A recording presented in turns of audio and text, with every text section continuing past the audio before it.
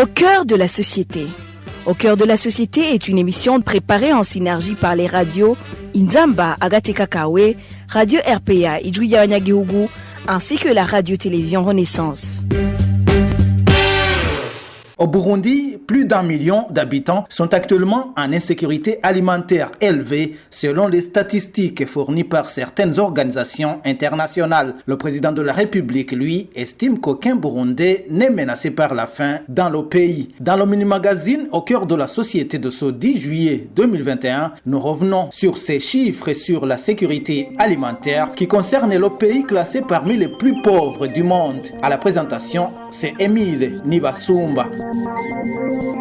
Bienvenue dans ce mini-magazine de la synergie des médias RPA, Inzamba et Renaissance. Il y a environ une semaine, c'était lors de la célébration du 59e anniversaire de l'indépendance du Burundi, le président Evariste Ndayishimiye a dit qu'aucun Burundais n'était menacé par la faim. Regardez comment nous nous sommes donnés corps et âme pour lutter contre la faim. Et voilà qu'aujourd'hui, aucun Burundais ne souffre de la faim. Je vous ai toujours dit que chaque bouche doit avoir de quoi mettre sous la dent et chaque poche son argent. Ceux qui ont cultivé du maïs, vous avez vu comment s'est passée la récolte. N'est-ce pas qu'aujourd'hui, vous comparez le maïs à l'argent? Alors, tout cela, c'est notre investissement. Voilà où nous en sommes aujourd'hui. Et maintenant, nous pouvons dire que c'est possible.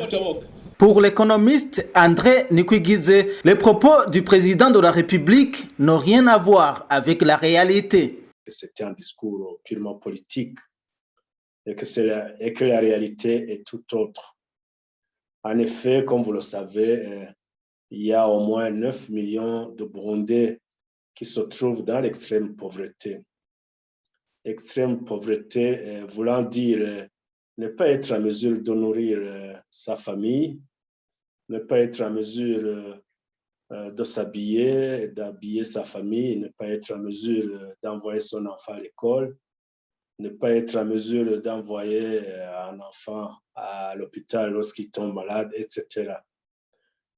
Deuxièmement, nous savons que le Burundi aujourd'hui est le pays le plus pauvre de la planète.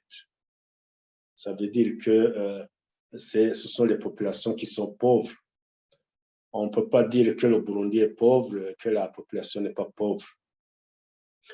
Troisièmement, la situation alimentaire du Burundi est assez préoccupante dans la mesure où la production agricole du Burundi a baissé sensiblement du fait que les pouvoirs publics n'ont pas soutenu l'agriculture pendant ces dernières années.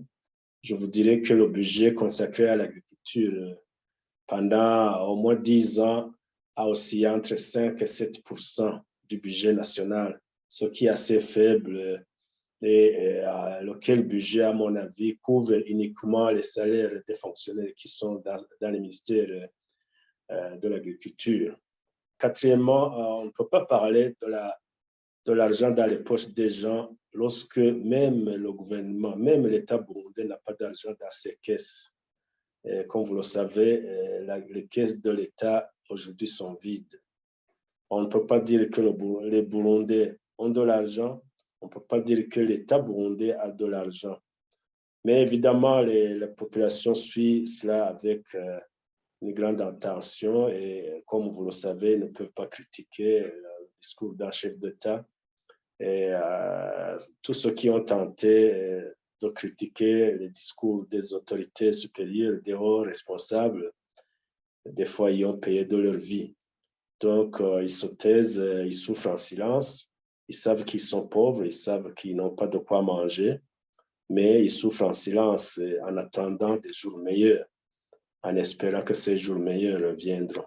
Mais certaines organisations internationales ne sont pas du tout de cet avis. Le rapport de l'Integrated Food Security Phase Classification est décrypté par Vanessa Muhiteka. Entre avril et mai 2021, plus d'1 million de personnes au Burundi ont connu des niveaux élevés d'insécurité alimentaire aiguë, classés en crise au pire en raison des inondations, du déclin économique et de l'effet de la crise. Selon la classification intégrée de la phase de sécurité alimentaire pour cette période, 107 000 personnes sont classées en situation d'urgence, alors que 1 507 000, soit 13%, sont en phase de crise. Les chocs récents incluent la pénurie d'eau qui a compromis les récoltes de céréales et de légumes. Les inondations ont particulièrement affecté les activités sur le littoral du lac Tanganyika dans un contexte de perturbation des activités transfrontalières suite au renforcement des mesures de prévention contre